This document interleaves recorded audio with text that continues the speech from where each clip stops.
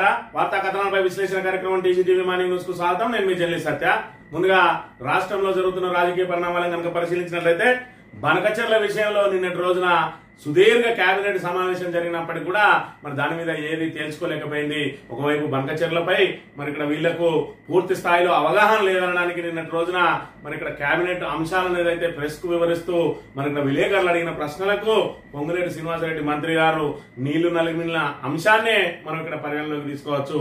మరోవైపు బనకచెర్ల ఏదైతే దానికి సంబంధించిన బంకను మాకు అంటించద్దు అనే రీతిలో ఆయన మాట్లాడడాన్ని బట్టి చూస్తూ ఉంటే అసలు బనకచెర్లపై మరి ఇక్కడ వీళ్ళ వ్యూహం ఏంటి అంటే మరి ఇక్కడ రేవంత్ రెడ్డి ట్రాప్ లో పడిపోయింది మంత్రివర్గం అంతా అని కూడా మరి ఇక్కడ పెద్ద ఎత్తున విమర్శలు వస్తా ఉన్నాయి. ఒకవైపు రేవంత్ రెడ్డి చంద్రబాబుకు అనుకూలంగా ఎన్డీఏ ప్రభుత్వానికి అనుకూలంగా నిర్ణయాలు తీసుకుంటా ఉంటే మరి ఇక్కడ సీనియర్ కాంగ్రెస్ మంత్రులందరూ కూడా వంతపాడడాన్ని మరి ఇక్కడ తెలంగాణ మేధావులందరూ కూడా వ్యతిరేకిస్తున్న పరిస్థితిని మనం ఇక్కడ ప్రధానంగా గమనించాలి. ఇక మరోవైపు చూసుకున్నట్టయితే సంవత్సరంన్నర నుంచి మరి ఇక్కడ గ్రామ పంచాయతీలకు పాలక వర్గాలు లేక ఎక్కడికక్కడ పాలన పూర్తిగా పడికేసింది. ఒకవైపు వర్షాకాలం రావడంతో కనీసం బ్లీచింగ్ పౌడర్ కూడా చల్లలేని పరిస్థితి ఒకవైపు ఉంటే, మరోవైపు గత ప్రభుత్వం కేసీఆర్ ప్రభుత్వం పల్లెలను మరి ఇక్కడ పల్లెలే పట్టుకోమలు మరి ఇక్కడ పల్లెల్లో అభివృద్ధి జరుగుతాయని రాష్ట్ర వ్యాప్తంగా అభివృద్ధి జరుగుతుందని చెప్పి ప్రతి గ్రామ పంచాయతీకి ఒక ట్రాక్టర్ నుంచి పారిశుద్ధ్య నిర్వహణలో భాగంగా ఆ ట్రాక్టర్ ద్వారా చెత్త అంతా తీసుకెళ్లి సెగ్రిగేషన్ షెడ్లలో వేసి దాని చెత్తను తడి చెత్తను పొడి చెత్తను వేరేయడానికి బృహత్తరమైన ప్రణాళికలు తీసుకుంటే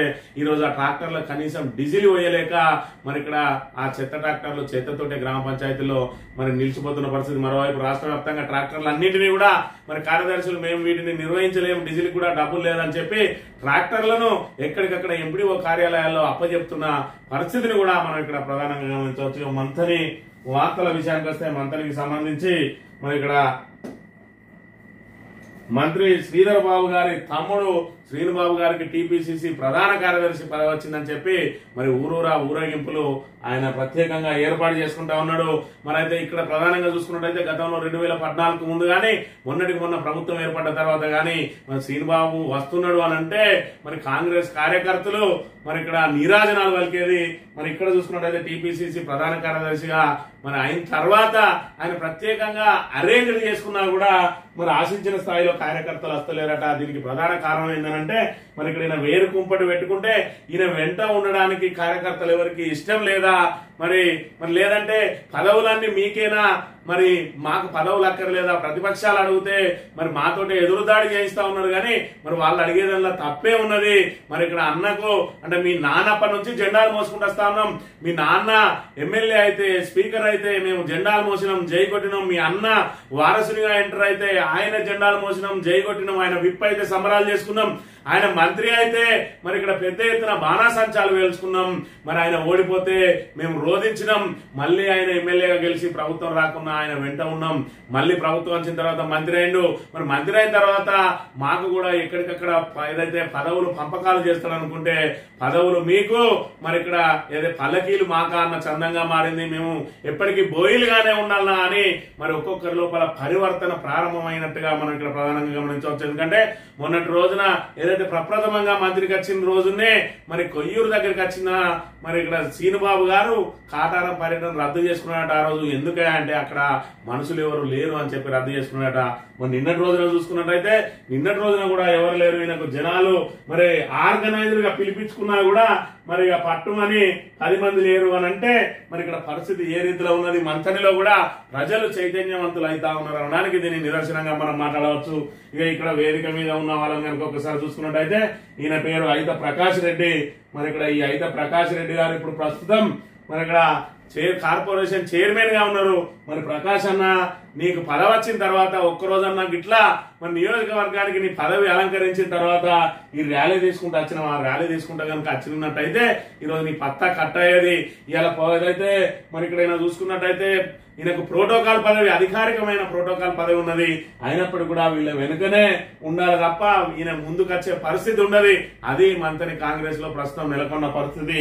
మరి పాపం పోలీసులకైతే నానా ఇబ్బందులు పడతా ఉన్నది. ఈయన కాటారానికి సంబంధించి మరి ఇక్కడ కాటారం సిఐ గారు ఈయన మరి ఇక్కడ మఫ్టీలో పాపం ఆయనకు మరి ఏదైతే బందోబస్తు చేస్తా ఉన్నాడో మరి పరిస్థితి ఏమున్నదో వీక్షించడానికి ఇక మఫ్టీలో తిరుగుతా ఉన్నారు. ఒకవైపు కొండ మురళి వెంట ఏదైతే మరి ఇక్కడ ఏసీపీ అదే విధంగా సిఐలు ఎస్ఐలు తమ విధులను వదిలేసి ఆ రోజంతా ఆయన వెంట మరి సెక్యూరిటీగా తిరిగిరు. వాళ్ళకు సిపి మరి అక్కడ ఉన్న సిపి గారు వాళ్ళని మెమో జారీ చేసిర్రు. కానీ మంత్రిలో కూడా ఇలాంటి పరిస్థితులు నెలకొన్నాయి. శ్రీనుబాబు గారు వచ్చిండ్రు అని అంటే ఎస్ఐలు సిఐలు మొత్తం ఆయన చుట్టూనే విధులన్నింటినీ గాలికి వదిలి ఆయన చుట్టూనే తిరుగుతా ఉన్నారు. మరి ఇక్కడ ఉన్న సిపి గారు ఇక్కడ ఉన్న ఇంటెలిజెన్స్ విభాగం కూడా దీని మీద దృష్టి సారించాలి. మరి కావాలంటే ఆయనకి ఏమైనా ఇబ్బందికరమైన ఉంటే మరి అవసరమైతే గన్మెన్లను ఇచ్చుకోండి. కానీ మరి ఇక్కడ పోలీస్ స్టేషన్ లో సామాన్యులు మరి ఇక్కడ పోతే ఆ పోలీసులు అందుబాటులో లేక సామాన్యులు ఇబ్బందులు పడే పరిస్థితి ఉంటా ఉన్నది. మరి ఇక్కడ మంత్రికి వస్తే మంత్రి చుట్టూ ఉన్న 4 పోలీస్ స్టేషన్లకు సంబంధించిన సిఐ గాని ఎస్ఐలు గాని మరి ఆయన చుట్టూనే ప్రదక్షిణలు చేస్తా ఉన్నారు. దీని మీద కూడా మరి సిపి గారు దృష్టి సారించాల్సిన అవసరం ఉన్నది. ఇక ఏదైతే మంత్రి నియోజకవర్గం రామగిరి మండలం రత్నాపూర్ కు సంబంధించి కోకా కోలా ఫ్యాక్టరీ కోసం భూములు సేకరిస్తామని చెప్పడం, అక్కడ ఉన్న రైతులందరూ కూడా మరి ఇక్కడ పెద్ద ఎత్తున మా భూముల లోపల ఇప్పటికే మేము సింగరేణికి ఇచ్చినాం, పైప్ లైన్ కి ఇచ్చినాం, మరి ఇక్కడ ఏదైతే హార్టికల్చర్ కళాశాలకు ఇచ్చినాం, ఇంకెన్నిసార్లు ఇవ్వమంటారు అని చెప్పి ఏదైతే వాళ్ళు మరి ఇక్కడ మేము భూములు ఇవ్వమని చెప్పి పోరాటం చేస్తా ఉన్నారో కొంతమంది కాంగ్రెస్ నాయకులు ముందు పడి మరి సంతకాలు పెట్టించి సార్ కప్పచెప్పిరట కోకా కోలా ఫ్యాక్టరీ ఇక్కడ తీసుకొస్తున్నాం, పెద్ద ఎత్తున ఉపాధి లభిస్తుంది అని, రైతులకు కూడా మీకు సరైన నష్టపరిహారం ఇప్పిస్తామని చెప్పి హామీ ఇచ్చిందట. మరి ఇక్కడ చాలా సంతోషం, వాళ్ళకు కూడా సరైన నష్టపరిహారం ఇప్పించినట్టయితే వాళ్ళు కూడా మరెక్కడన్నా దీనికి 4 గంటల భూములు కొనుక్కునే పరిస్థితి ఉంటది. ఎందుకు 4 గంటలు అంటున్నాం అంటే మరి ఇక్కడ ఇదే రత్నాపూర్ లో 184 నెంబర్ సర్వేలో ఏదైతే సింగరేణి R&R ప్లాట్లకు ఆనుకొని ఆ డ్రైనేజ్ తీయడం కోసం ఒక 22 గుంటల భూమిని సేకరించిండ్రు. ఆ 22 గుంటల భూమికి ఒక్కొక్క గుంటకు 3,20,000 చొప్పున అంటే మరి ఇక్కడ ఎకరానికి వచ్చేసి 1,27,00,000తోటి సేకరించిండ్రు. ఇందులో ఒక వ్యక్తికి 184 సర్వేలో 6 గుంటలు పోతే 19,18,729 రూపాయలు, అక్షరాల 19,18,729 రూపాయలు మరి ఇక్కడ నష్టపరిహారం కింద చెల్లించిన 6 గుంటలకు. మరి ఇప్పుడు ఒక్కొక్కరికి 10 ఎకరాలు 15 ఎకరాలు పోతుందంటే మరి ఏకంగా కోటీశ్వరులు కాబోతా ఉన్నారా అంటే ఈ కాంగ్రెస్ నాయకులు వాళ్ళకి ఏం చెప్పిండ్రు. మరి ఇక్కడ ఏదైతే గత సంవత్సరం మరి ఇక్కడ చూసుకున్నట్టయితే 12/10/2024 రోజున నీకు ఇన్ని పైసలు వస్తాయి అని చెప్పి ఆ భూ నిర్వాసితునికి ఇచ్చిన నోటీసు 6 గుంటలకే 19 లక్షలు వస్తాయి అంటే మరి దీన్ని చూపించి అందరితో సంతకాలు పెట్టించరా అనే అనుమానాలు కూడా వ్యక్తం అవుతా ఉన్నాయి. మరి వాళ్ళందరికీ కనుక ఇదే రీతిలో కనుక డబ్బులు ఇచ్చినట్టయితే, ఎందుకంటే మరి ఇక్కడ ఇది కూడా సేమ్ రత్నాపూర్ లో నుంచే మరి కాలువ కోసం తీసింది. దీనికి కిలోమీటర్న్నర దూరంలో మరి ఇక్కడ వాళ్ళ ఇప్పుడు ఏదైతే కోకాకోలా భూమి కోసం ఏదైతే మరి ఇక్కడ కోకాకోలా ఫ్యాక్టరీ పెడతామని చెప్పుకుంటూ భూసేకరణ చేయడానికి మేము సంసిద్ధమని సంతకాలు పెట్టించిండ్రో అది దానికి సంబంధించి మరి 3 కిలోమీటర్ల పరిధి లోపలనే ఉంటాయి కాబట్టి సేమ్ గ్రామ పంచాయతీ సేమ్ శివారు కాబట్టి వాళ్ళకు కూడా 1,27,00,000 వస్తాయా అని చెప్పి మరి ఆశగా ఎదురు చూస్తా ఉన్నారు. మరి ఇక్కడ ఆల్రెడీ మంత్రి నెంబర్ 2 స్థానంలో ఉన్నాడు. ఈయన ఏం చెప్తే అది అక్కడ రేవంత్ రెడ్డి గారు ఇచ్చే పరిస్థితి ఉన్నాయి కాబట్టి మరి తన సొంత నియోజకవర్గానికి సంబంధించి మరి ఎప్పుడు కూడా ఆ రత్నాపూర్ అనేది శ్రీధర్ బాబుకు అండదండలు అందించే మరి ఆయనకు ఎప్పుడు కూడా అక్కడ లీడ్ ఇచ్చే గ్రామం కాబట్టి మరి ఆ గ్రామ ప్రజలకు గ్రామ రైతులకు న్యాయం చేయడానికి ఇదే రీతిన కనుక మరి వాళ్లకు నష్టపరిహారం ఇప్పించినట్టయితే మరి ఖచ్చితంగా వాళ్ళందరూ కూడా ఇటు కాంగ్రెస్ పార్టీని శ్రీధర్ బాబు గారిని నెత్తిన పెట్టుకుని తిరగడం ఖాయం. లేదంటే మరి ఇక్కడ ఏదైతే కాంగ్రెస్ నాయకులు మరి మీకు గదే ఎకరాకు 20 లక్షలు వస్తాయన్నారా, లేదంటే దీన్ని చూపించి మరి మీకు 1,27,00,000 వస్తాయని చెప్పినరా, ఇంకా అదేది కూడా దాని మీద స్పష్టత రాలేదు. ఏదేమైనా మరి ఇక్కడ రత్నాపూర్ లో ఆల్రెడీ మరి భూసేకరణ చేసి ఇంత ఇచ్చిరు కాబట్టి మాకు కూడా అదే రీతిలో వస్తాయని ఆశగానైతే ఉన్నారట. మరి దానికి సంబంధించిన ఏదైతే రైతులు అనే విషయాన్ని మనం ఇక్కడ గమనించాలి. ఇక్కడనే భూసేకరణ చేపట్టిన ప్లేస్ ఏదైతే ఉన్నదో ఇక్కడ గ్రామ పంచాయతీ పరిధి లోపల ఈ రకంగా కాలువ తీయడానికి మరి ఇక్కడ 22 గుంటల భూమిని సేకరించింది. ఇది కూడా స్కూల్ మధ్య నుంచి మన డ్రైన్ తీసుకెళ్లి అక్కడ ఏదైతే అక్కడ వాగున్నదో కెనాల్, ఆ కెనాల్ కు కలుపుతున్నారు. మరి దానికి సంబంధించి 22 గుంటల భూమిని తీసుకున్నాడు. గుంటకు అక్షరాల 3,20,000 చొప్పున నష్టపరిహారం కట్టించిండు. మరి ఇక్కడ కోకాకోలా ఫ్యాక్టరీ కింద ఎంత కట్టిస్తారో అని చెప్పి రైతులు ఎదురు చూస్తున్న పరిస్థితిని మనం ఇక్కడ చూడవచ్చు. వార్తా కథనాలను గనక పరిశీలించినట్టయితే ముందుగా నమస్తే తెలంగాణలో మరి ఇక్కడ ఉన్న ఈ ఫోటోలను చూస్తే అర్థమైతా ఉన్నది రాష్ట్రంలో ఏ పరిస్థితులు నెలకొన్నాయి, కళ్ళ గట్టినట్టు కనబడతా ఉన్నాయి. ఇక్కడ చూసుకున్నట్టయితే గ్రామ పంచాయతీలో మరి ఇక్కడ 20 రోజుల నుంచి చెత్త సేకరిస్తలేరట. ఒకవైపు ఇక్కడ ట్రాక్టర్ చూసుకున్నట్టయితే చెత్తతోటి నింపి గ్రామ పంచాయతీలో పెట్టినది. కారణం ఏంటి అని అంటే డీజిల్ కి డబ్బులు లేవు, మేము చెత్తకు తోలితే ఇప్పటికే మరి ఇక్కడ లక్షల రూపాయల జేబుల నుంచి పెట్టాల్సి వస్తుందని కార్యదర్శులు రోధిస్తా ఉన్నారు. మరి ఇక్కడ కేసీఆర్ హయాంలో నెల నెల పైసలేసి మరి ఏదైతే పారిశుద్ధ నిర్వహణ గాని మరి వాళ్ళకి సంబంధించిన ఏదైతే మల్టీపర్పస్ వర్కర్ ఉన్నారో వాళ్ళ జీతాల కోసం గాని మరి ఇక్కడ దానికి అభివృద్ధి పనులకు గాని మరి బల్బులు పెట్టడానికో బ్లీచింగ్ పౌడర్ వేయడానికో ఇటు మరి స్టేట్ ఫైనాన్స్ నిధులు అటు మరి ఇక్కడ ఏదైతే 15th ఫైనాన్స్ నిధులు ఎప్పటికప్పుడు వచ్చేది ఇలా 18 నెలల నుంచి గ్రామ పంచాయతీ ఎన్నికలు నిర్వహించకపోవడం మూలంగా మరి అటు కేంద్రం నుంచి రావడం లేదు. పోనీ రాష్ట్రం అని ఇస్తుందా అంటే రాష్ట్రం కూడా ఇవ్వకుండా ఇగో ఈ దుస్థితి నెలకొన్నది. ఈ రోజు 20 రోజుల నుంచి ఇస్తలేరు అని చెప్పి మరి ఇక్కడ గత కేసీఆర్ ప్రభుత్వం పంచాయతీలకు ట్రాక్టర్లు అందిస్తే ప్రస్తుతం కాంగ్రెస్ ప్రభుత్వం వారికి డీజిల్ పోయలేని స్థితిలో ఉన్నది. డీజిల్ లేక 20 రోజులుగా చెత్త తీయడం లేదని మెదక్ జిల్లా నర్సాపూర్ మండలం చిప్పల్దుర్తి గ్రామస్తులు తెలిపారు. సోమవారం మాజీ మంత్రి హరీష్, ఎమ్మెల్యే సునీతా లక్ష్మారెడ్డి, మాజీ ఎమ్మెల్యే పద్మాదేవేందర్ రెడ్డి తదితరులు గ్రామానికి వెళ్ళగా పంచాయతీ కార్యాలయంలో ఇలా చెత్తతో లోడ్ చేసిన ట్రాక్టర్ నిలిపి ఉంచడం కనిపించింది. దీనిపై ఆరాధిస్తే అసలు విషయం బయటపడింది. అయితే హరీష్ రావు విమర్శల తర్వాత స్పందించిన ప్రభుత్వం మరి ఇక్కడ డీజిల్ బిల్లులు అయితే విడుదల చేయాలి కానీ కార్యదర్శికి అయితే నోటీస్ ఇచ్చిందట. మరి ఇక్కడ చూసుకున్నట్టయితే మెదక్ జిల్లాకు సంబంధించి నరసాపూర్ మండలం చిప్పల్దుర్తి గ్రామస్తులు 20 రోజుల నుంచి మా దగ్గర చెత్త మరి ఇక్కడ తీసుకెళ్ళడానికి ట్రాక్టర్ రావడం లేదు, చెత్త అంతా పేరుకుపోయి ఉన్నదని చెప్తే ఏం జరిగిందని తెలుసుకోవడానికి హరీష్ రావు గారు స్వయంగా ఆ గ్రామానికి వెళ్తే అక్కడ తేలింది ఏంటంటే మరి అక్కడ కార్యదర్శి మొరబెట్టుకున్నాడట. అయ్యా మేము ఎంతగానో పెట్టుకోగలుగుతాం, ఇక్కడ మరి ఇక్కడ జేబుల నుంచి పెడతాం, బిల్లులు వస్తలేవు, ఇక మాతోటి కాదు, అందుకే ఆ ట్రాక్టర్ అక్కడ నిలిపేసినాం అని చెప్పి ఏదైతే చెప్పిండో మరి దాని మీద హరీష్ రావు గారు స్పందించి మరి ఒకవైపు కేసీఆర్ మరి పల్లెలను పట్టుకొమ్మలుగా మార్చడానికి ఇటు హరితారం పేరుతో అయితేంది, మరి అదే విధంగా ఈ పారిశుద్ధ్య నిర్వహణ విషయంలో అయితేంది, వీధి దీపాల విషయంలో అయితేంది, ప్రతి విషయంలో కూడా ప్రత్యేక శ్రద్ధ తీసుకొని గ్రామ పంచాయతీలను జాతీయ స్థాయిలో ఉత్తమ గ్రామ పంచాయతీగా నిలబెడితే ఈ రోజు కనీసం ట్రాక్టర్లకు డీజిల్ పోయకుండా ఉన్న ట్రాక్టర్లను వాడుకునే వీలు లేని మరి ఇక్కడ దుర్గంధం వ్యాపించే విధంగా కాంగ్రెస్ ప్రభుత్వం ఈ రకంగా మరి ఇక్కడ పంచాయతీలను నిర్వీర్యం చేస్తా ఉన్నదని చెప్పి ఆయన మాట్లాడిన తర్వాత స్పందించిన ప్రభుత్వం ఏం చేయాలి, మరి దానికి ఆ డీజిల్ మరి రాష్ట్ర వ్యాప్తంగా ఉన్న సమస్యలు ఏంటి అని చెప్పి గ్రామ పంచాయతీలకు నిధులు విడుదల చేసి గ్రామ కార్యదర్శులకు దిశానిర్దేశం చేసి పారిశుద్ధ్య నిర్వహణను గాడిలో పెట్టాల్సిన ప్రభుత్వం ఆయనకు మెమో జారీ చేసి చేతులు దులుపుకున్నట. అంటే ఈ కాంగ్రెస్ ప్రభుత్వం పంచాయతీల పట్ల ఏ విధంగా అవలంబిస్తా ఉన్నదనే విషయాన్ని కూడా మనం చూడొచ్చు. ఇక ఇక్కడ చూసుకుంటే వీళ్ళదొక బాధ, మరి ఇక్కడ ఏదైతే పూర్తిగా మరి ఇక్కడ ఆదివాసీల జిల్లా అయినటువంటి మరి ఇక్కడ కొమరంభీం జిల్లా, కొమరంభీం ఆసిఫాబాద్ జిల్లాలో మరి మిషన్ భగీరథ నీటి సరఫరా నిలిపేయడంతో 4 రోజులుగా గొంతెడుతుందని పేర్కొంటూ 7 గ్రామాలకు చెందిన 100 మంది గిరిజనులు ఆందోళనకు దిగినట. రోడ్డు మీద ఆందోళనకు దిగితే పోలీసులు అక్కడి నుంచి తరలించాలని ప్రయత్నం చేస్తే తమ గోడు వెళ్లబోసుకుంటా ఉన్నాడు. కాళ్ళ మీద పడి మాకు ఇక్కడ మంచినీళ్ళు ఇప్పించండి మహాప్రభు అని చెప్పి మేమేమో బాగా బలిశాచి రోడ్డు మీద ఎక్కలేదు, మరి ఇక్కడ మాకు మిషన్ భగీరథ నీళ్లు తప్ప మాకు ఆధారం లేదు, లేదంటే కిలోమీటర్లు వెళ్లి నీళ్లను మోసుకొచ్చుకోవాలి. మరి గత ప్రభుత్వం మాకు ఏదైతే మిషన్ భగీరథ ద్వారా ఇంటింటికి నల్లా నీళ్లు ఇచ్చి మమ్మల్ని ఆదుకున్నది, మాకు నీటి కష్టాలను తీరిస్తే మళ్ళీ కాంగ్రెస్ ప్రభుత్వం వచ్చి మళ్ళీ అలనాటి రోజులను తీసుకొచ్చిండు మా రేవంత్ అన్న.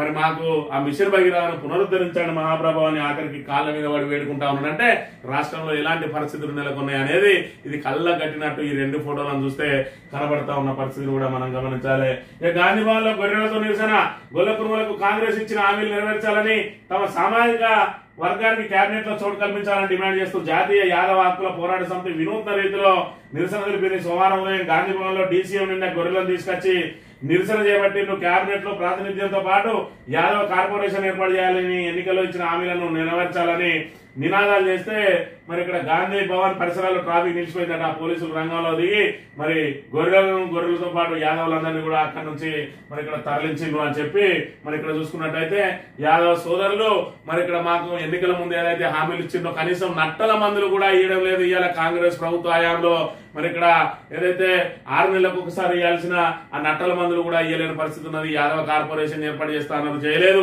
పనిలో పనిగా మా యాదవ కమ్యూనిటీకి సంబంధించి మాకు ఒక్కొక్క మంత్రి పదవి కూడా ఇవ్వాలి, కేబినెట్ లో చోటు కల్పించాలి, మా సమస్యలను ప్రస్తావించడానికి మా ప్రతినిధి ఉండాలని చెప్పి మరి ఇక్కడ ఏకంగా డీసీఎం లో గొర్రెలను తీసుకొచ్చి గాంధీ భవన్ లో నిరసన తెలియజేసిన పరిస్థితిని కూడా మనం చూడాలి. ఇక రేవంత్ డ్రాప్ లో కేబినెట్ గోదావరి నీళ్ల ధారాదత్తానికి సమాయత్తం, బాబుతో చర్చలకు రాష్ట్ర మంత్రివర్గం సంసిద్ధత, ఏపీ సీఎంకు ఆహ్వానంపై కార్యాచరణకు రెడీ, 5 గంటల సుదీర్ఘ భేటీలో కొలిక్కి రాని బనకచెర్ల, తెలంగాణ వాటాకు నష్టం రానివ్వబోమంటూ మీడియాతో మంత్రుల మేకపోతు గాంభీర్యం, బనకచెర్ల బంకను అంటించొద్దన్న పొంగులేటి, పోరాట కార్యాచరణ ఏమిటన్న ప్రశ్నకు మౌనం, బీఆర్ఎస్ ఎలా డిఫెండ్ చేద్దామనే దానిపైన కేబినెట్ సమావేశంలో సుదీర్ఘ చర్చ, రాష్ట్ర ఆవిర్భావం నుంచి రాసిన లేఖలు, జరిగిన ఒప్పందాలను బయటకు తీయాలని నిర్ణయం, కాళేశ్వరానికి మంత్రివర్గం ఆమోదంపై 30లోగా ఘోష్ కమిషన్ వివరాలు ఇచ్చేందుకు సమ్మతి, త్రిబులార్ సౌత్ అలైన్మెంట్ కు ఆమోదం, మున్సిపాలిటీలో 316 పోస్టుల భర్తీకి గ్రీన్ సిగ్నల్. నిన్న పెద్ద ఎత్తున మరి ఇక్కడ సుదీర్ఘంగా మరి ఏదైతే కేబినెట్ భేటీ జరిగింది, ఈ సుదీర్ఘ కేబినెట్ భేటీలో మాత్రం బనకచెర్ల మీద ఏం చేయాలనే దానికి మాత్రం కార్యాచరణ లేదు. మరి ఇక్కడ బనకచెర్ల విషయంలో ఏదైతే ప్రధాన ప్రతిపక్షం బీఆర్ఎస్ తమను ఉతికి ఆరేస్తా ఉన్నదో దాని నుంచి ఎట్లా బయటపడాలనే ప్రయత్నం చేస్తా ఉన్నది. కానీ మరి ఇక్కడ కేంద్ర రాష్ట్ర ప్రభుత్వాలు ఏదైతే ఆంధ్రప్రదేశ్ రాష్ట్ర ప్రభుత్వం, మరి ఇక్కడ బీజేపీ కేంద్ర ప్రభుత్వం, 2 ఎన్డీఏ ప్రభుత్వాలు ఏ విధంగా అయితే తెలంగాణకు అన్యాయం చేయబోతా ఉన్నాయో బనకచెర్ల విషయంలో మనం ధీటుగా ఏ విధంగా ఎదుర్కోవాలనే దానికి కాడెత్తేసింది పూర్తిగా రేవంత్ రెడ్డి. మరి ఇక్కడ ప్రభుత్వం, మరి రేవంత్ రెడ్డి ఏదైతే మరి అక్కడ చంద్రబాబు నాయకుడుకు అనుకూలంగా వ్యవహరిస్తా ఉన్నాడో ఇదంతా కూడా వాళ్ళ ట్రాప్ లో పడిపోయింది మంత్రివర్గం అని చెప్పి పెద్ద ఎత్తున విమర్శలు కూడా వెలువడుతున్న పరిస్థితిని మనం ఇక్కడ చూడాలి. మరి ఇక్కడ చూసుకున్నట్టయితే బనకచెర్లకు సంబంధించి మరి ఏ విధంగా మన నీటి అలొకేషన్ కి సంబంధించి మనం ఏ విధంగా పోరాటం చేయాలనే మాట విడిచిపెట్టి 2015లో తాత్కాలికంగా ఏదైతే 1 సంవత్సరం కోసం మనం ఒప్పందాలు చేసుకున్నామో, మరి ఇక్కడ ఏదైతే ఏపీ తెలంగాణ విడిపోయిన తర్వాత సంవత్సరం పాటు ఇదే పాత పద్ధతిలో మనం ఇదే విధిగా కొనసాగి మరి ఏదైతే దానికి సంబంధించిన బోర్డుల ముందు మరి ఇక్కడ మనం మన వాదనలు వినిపించి ఆ తర్వాత మన అలొకేషన్ తెచ్చుకోవాలని చెప్పిన దాన్నే పూర్తిగా మరి శాశ్వత ఒప్పందం లాగా చిత్రీకరించి తమ మీద వచ్చే విమర్శలను తమ చేతగాంతనాన్ని కప్పిపుచ్చుకునే ప్రయత్నం చేస్తా ఉన్నది. మొదటి నుంచి కూడా కాంగ్రెస్ ప్రభుత్వం చేస్తున్న పరిస్థితి అదే. ఒకవైపు కృష్ణాకు సంబంధించి 299 టీఎంసీలకు మీరే ఒప్పుకున్నారు అని అంటది. మరి అక్కడ ఉమ్మడి ఆంధ్రప్రదేశ్ లో మనకు ఉన్నది 299. మరి ఇక్కడ 2 రాష్ట్రాలు విడిపోయిన తర్వాత తాత్కాలిక ఒప్పందం ప్రకారం ఇప్పటి వరకు ఏదైతే కొనసాగుతున్నదో అదే. దాని తర్వాత మీకు ఏమేం ప్రాజెక్టులు కట్టుకుంటారో, మీకు ఎన్ని నీళ్లు కావాలనో మరి దాన్ని కమిషన్ ముందు మాట్లాడాలి అని చెప్తే మరి ఇక్కడ ఆ తాత్కాలిక ఒప్పందానికి సంబంధించిన మరి కాయిదాలనే పట్టుకొని వచ్చి మరి దీన్ని కేసీఆర్ ఒప్పుకున్నాడు అనే దుష్ప్రచారం చేసి మరి తమ చేతగాంతనాన్ని ప్రతి విషయంలో ప్రతిదీ కూడా గత ప్రభుత్వం మీద ఆరోపణలు చేసి బయటపడే ప్రయత్నమే చేస్తా ఉన్నది తప్ప మరి ఇక్కడ వీళ్లకు అవగాహన లేదు, మరి దీని మీద సమర్థత లేదు, మరి పొరుగు రాష్ట్రాన్ని ఎదుర్కొనే అంత మరి సత్తా లేదు అని చెప్పి దీని ద్వారా తేటకు తెల్లమవుతున్న పరిస్థితి మనం ఇక్కడ ప్రధానంగా గమనించాలి. మరోవైపు తెలంగాణకు వ్యతిరేకమైనటువంటి చంద్రబాబు అక్కడ ఉంటే చంద్రబాబును ఇక్కడ రేవంత్ రెడ్డి అనుచరులు కీర్తిస్తా ఉంటారు. చంద్రబాబుకు తెలంగాణ ఆంధ్రప్రదేశ్ 2 కళ్ళట, పక్క రాష్ట్రంలోనికి మన రాష్ట్రం మరి కన్నెట్లయితుంది అనేది మరి వీళ్ళు చెప్పాలి. ఏమైతే రేవంత్ రెడ్డి అనుచరులు రేవంత్ రెడ్డి గురువు కాబట్టి మా కూడా గురువే అన్న చందంగా వ్యవహరిస్తా ఉన్నారు. మరి రేవంత్ రెడ్డి అంటే ఆయన శిష్యుడు కాబట్టి చేస్తా ఉన్నాడు. మరి ఇక్కడ కాంగ్రెస్ లో ఉన్న సీనియర్ మంత్రులందరూ కూడా ఏం చేస్తా ఉన్నారు, ఆఖరికి ఇప్పుడు చంద్రబాబును పిలిచి మాట్లాడాలని చెప్పి కేబినెట్ లో నిర్ణయం తీసుకున్నారట. ఆయనను పిలిచి మాట్లాడాల్సిన అవసరం మనకేమొచ్చింది? మనం ఖచ్చితంగా కోర్టు ద్వారా వెళ్లి మరి అక్కడ బనకచెర్లను ఆపివేయిస్తే కేంద్ర ప్రభుత్వం జోక్యం చేసుకుని మరి మనకేం కావాలి వాళ్ళకేం కావాలనేది చర్చల ద్వారా మరి ఇక్కడ పరిష్కారం అయ్యే పరిస్థితి ఉంటది. మరి వీళ్ళు ముందుగాలే చేతులెత్తేసి మరి ఇక్కడ చంద్రబాబును చర్చలకు పిలిచి మాట్లాడదాం, మాకు 1000 టీఎంసీలు ఇస్తే చాలంటాడు, ఆల్రెడీ 900. మరి ఇక్కడ 64 టీఎంసీలు మనకు అలొకేషన్ ఉండగా మాకు 1000 టీఎంసీలు ఇస్తే చాలంటాడు. కృష్ణాలో 763 టీఎంసీలు కావాలని ఒకవైపు మరి ఇక్కడ బీఆర్ఎస్ సుప్రీంకోర్టులో పోరాటం చేస్తా ఉంటే మాకు 500 టీఎంసీలు చాలంటాడు. ఈ రకంగా తెలంగాణకు ఎన్ని రకాల అన్యాయం చేస్తా ఉన్నది కాంగ్రెస్ ప్రభుత్వం అనే విషయాన్ని కూడా మనం ఇక్కడ గమనించాలి.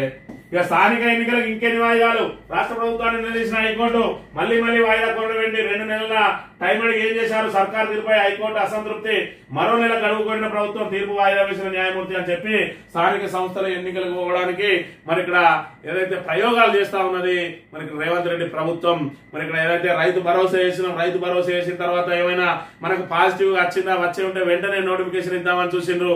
మరి ఇప్పుడు చూసుకున్నట్టయితే ఆ రైతు భరోసా ఈ రోజుతోటి పూర్తి కాబోతా ఉన్నదట. అందరికి కూడా రైతు భరోసా వేస్తున్నాం, 9,000 కోట్ల రూపాయలు అన్నారు.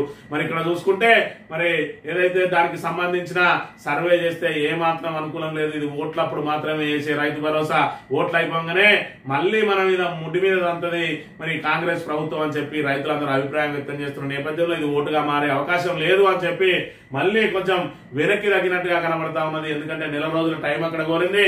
మరి నెల రోజుల టైం తర్వాత మరి ఇక్కడ వీళ్ళు ఈసీ వాళ్ళు ఎప్పుడైతే మాకు అనుమతిస్తారో ఇచ్చినాక 60 రోజుల్లోపు నిర్వహిస్తా ఉన్నారు. అంటే దగ్గర దగ్గర 3 నెలలు అంటే మరి ఇక్కడ జూలై ఆగస్టులో కూడా జరిగే అవకాశం లేదు అని చెప్పి దీని ద్వారా తేటతెల్లం అయితే ఉన్నది. ఇప్పటికే హైకోర్టు ఇంకెన్ని వాయిదాలు కావాలి, 6 నెలల లోపు మీరు ఎలక్షన్లు నిర్వహించాల్సి ఉండే, లేదంటే పర్సన్ ఇన్ఛార్జ్ ఇచ్చేది ఉండే. ఇటు పర్సన్ ఇన్ఛార్జ్ చేయకుండా ఇటు ఎన్నికలు నిర్వహించకుండా గ్రామ పంచాయతీలను ఎందుకు నిర్వీర్యం చేస్తా ఉన్నారు అని చెప్పి మరి ఇక్కడ అక్షింతలు వేస్తున్న పరిస్థితిని కూడా మనం ఇక్కడ ప్రధానంగా గమనించాలి.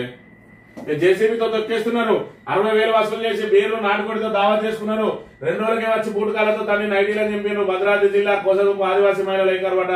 భద్రాద్రి కొత్తగూడెం జిల్లా బూర్గంపహాడు మండలం 20 పంచాయతీ కోసగుంపు పొడు భూముల్లో విత్తనాలు విత్తున్న ఆదివాసీ మహిళపై నెల 20 అటవీ శాఖ అధికారులు దాడి.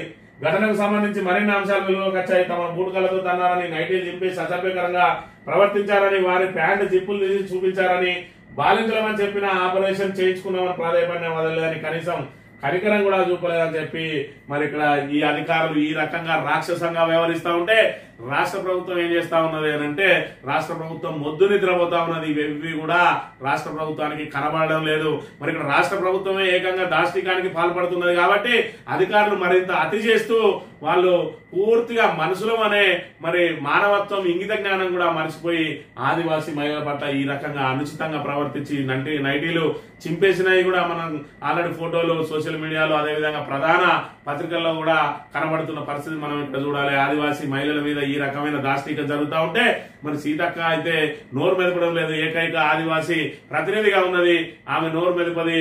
మరి ఇక్కడ కాంగ్రెస్ ప్రభుత్వం అధికారుల మీద చర్యలు చేపట్టది. రాక్షస పాలన అంటే ఏ విధంగా ఉంటది అని అంటే ఇగో ఈ విధంగా ఉంటది. ఎక్కడికక్కడ మారుమూల నియోజకవర్గాల నుంచి మొదలు పెడితే మరి హైదరాబాద్ వరకు, చిన్నపాటి కార్యకర్తల నుంచి మొదలు పెడితే ఏకంగా మరి ఇక్కడ మాజీ ముఖ్యమంత్రి వరకు వేధింపులకు, అక్రమ కేసులకు గురి చేయడానికి నానా ప్రయత్నాలు చేస్తా ఉన్నది కాంగ్రెస్ ప్రభుత్వం అనే విషయాన్ని కూడా మనం ఇక్కడ ప్రధానంగా గమనించాలి. సాక్షి దినపత్రిక విషయానికి వస్తే 2047కి $3 ట్రిలియన్ ఎకానమీ, ఇది మా విజన్. మరి ఇక్కడ మాత్రం మనకు అప్పులు ఉడతలేవు, మన ఆదాయం పెరగది. మరి ఇక్కడ ఒక్క రూపాయి కూడా మన దగ్గర మిగులు బడ్జెట్ లేదు. మరి ఏదైతే ప్రభుత్వ ఉద్యోగులకు ఇవ్వాల్సిన డిఏలు మన దగ్గర ఉన్నాయి, వాళ్ళ పెండింగ్ డిఏలు మనం ఇయ్యం.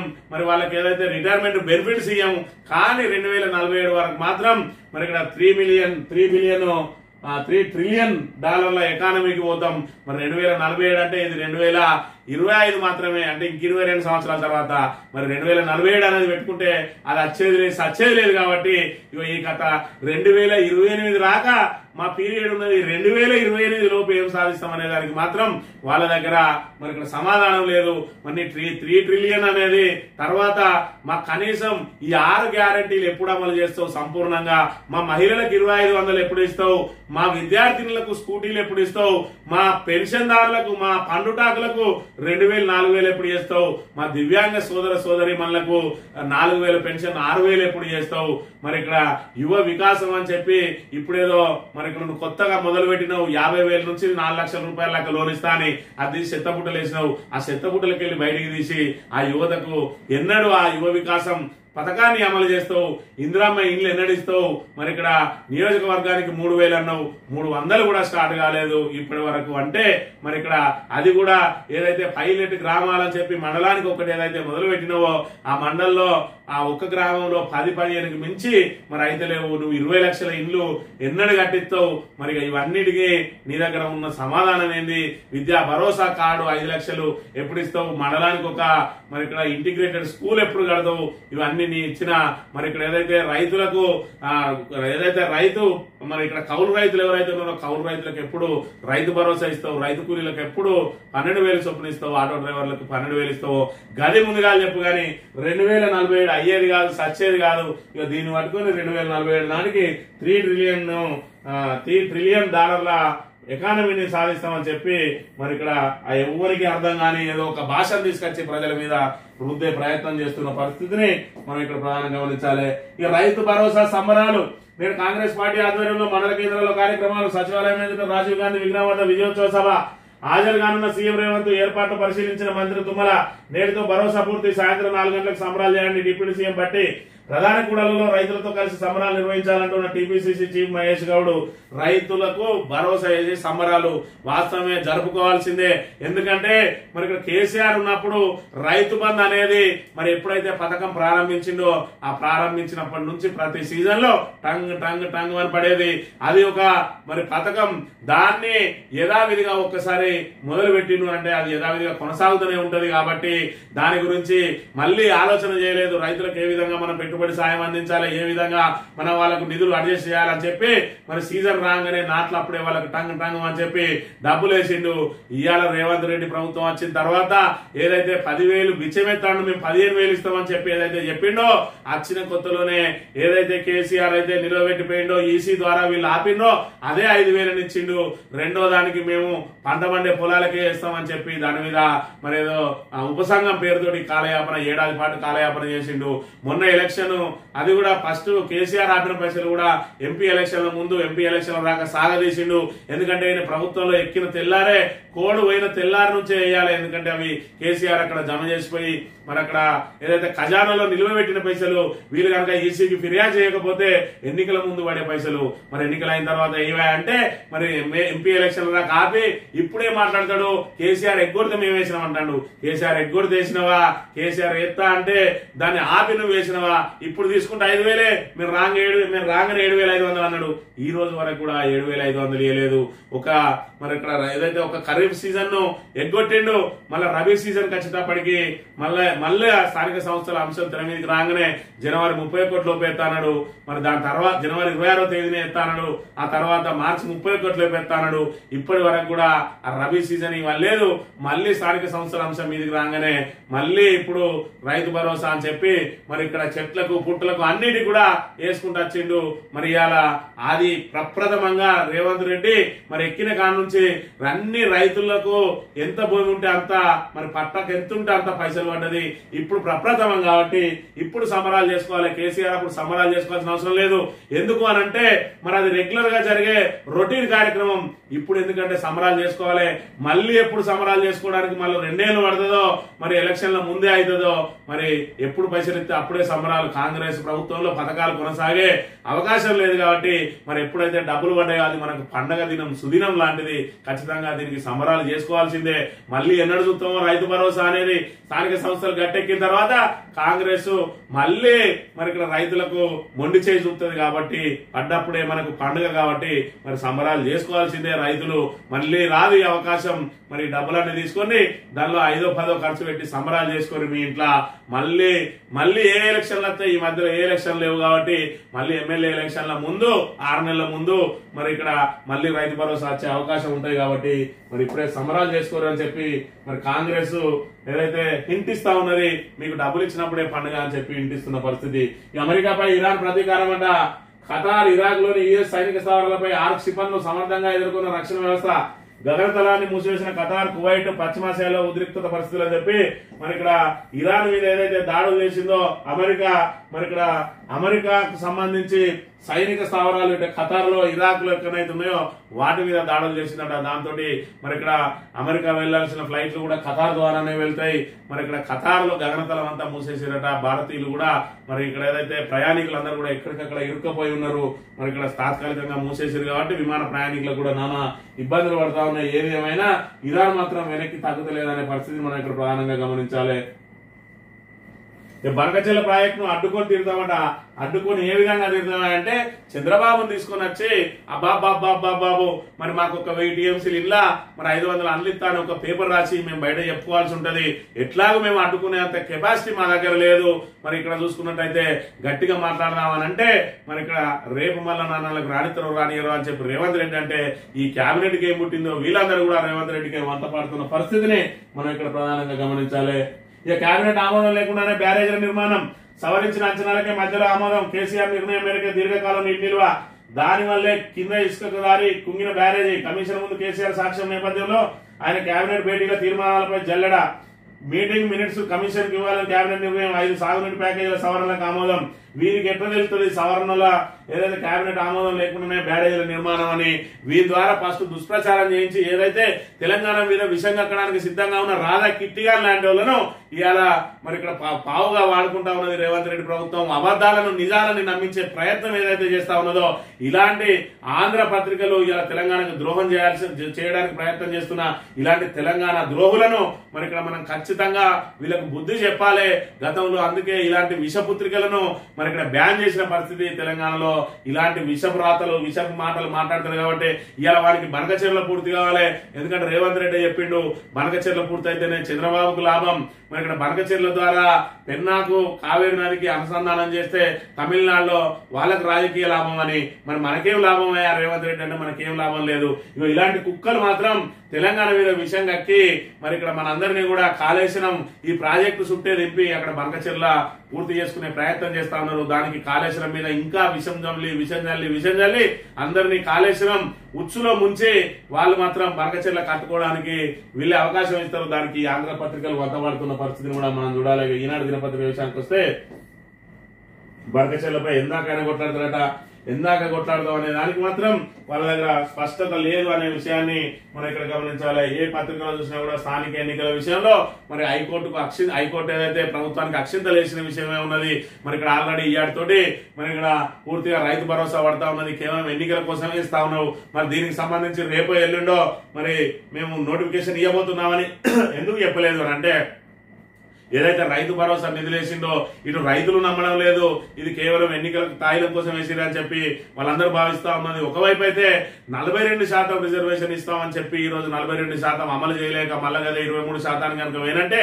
మరి ఇక్కడ బీసీలందరూ కూడా పెద్ద ఎత్తున మరి ఇక్కడ ఏదైతే కాంగ్రెస్ పార్టీ మీద వ్యతిరేకతతోటి మరి ఇక్కడ ఓట్లను వేయకుండా తిరస్కరించే అవకాశం ఉన్నాయి కాబట్టి ఇటు బీసీ నినాదం ఇటు చూసుకున్నట్టయితే రైతు భరోసా విషయంలో మొన్నటికి మొన్న రబీలో 4 ఎకరాల వరకు వేసి మిగతా వాళ్ళందరికీ ఎగ్గొట్టిండ్రు వాళ్ళు ప్రత్యక్షంగా చూసిండ్రు ఇవాళ డబ్బులు ఎందుకు వేస్తారంటే స్థానిక సంస్థలలో గట్టెక్కడానికి అని చెప్పి మరి రైతులకు స్వయంగా ఎవరో చెప్పాల్సిన అవసరం లేదు 5 ఎకరాలు ఉన్న రైతుకు రూపాయి రాలేదు మరి ఇవాళ చూసుకున్నట్టయితే ఆ 5 ఎకరాలు ఉన్న వాళ్ళకు మరి ఇక్కడ 5 30,000 వేసినావు మరి మొన్నటి 30,000 ఎటువైనాయి అని చెప్పి ఆ రైతుకు ఎంత బాధ ఉంటది ఇవాళ ఎందుకు వేసినావు మొన్న ఎందుకు వేయలేదు అని అంటే ఇవాళ ఓట్లు వచ్చినాయి మొన్న ఓట్లు లేవు ఈ ఓట్లు అయిపోయిన తర్వాత నువ్వు మళ్ళీ ఖచ్చితంగా ₹1 కూడా ఏమని చెప్పి రైతులకు ఎవరికి వాళ్లకు తెల్లమైంది కాబట్టి ఎవరు కూడా ఇవాళ కాంగ్రెస్ ను మరి ఇక్కడ నమ్మే పరిస్థితి లేదు కాబట్టి స్థానిక సంస్థల ఎన్నికల్లో చిత్తుగా ఓడిపోయే అవకాశం ఉన్నాయి కాబట్టి బీసీ రిజర్వేషన్ కు లింక్ పెట్టి దీన్ని ఇంకా సాగదీసే ప్రయత్నం చేస్తా ఉన్నాడు రేవంత్ రెడ్డి అని చెప్పి ప్రతిపక్షాలు మరి ఆరోపణలు చేస్తున్న పరిస్థితిని కూడా మనం చూడవచ్చు ఇది ఈ రోజు మార్నింగ్ న్యూస్. రేపు వెళ్దాం. Thank you very much.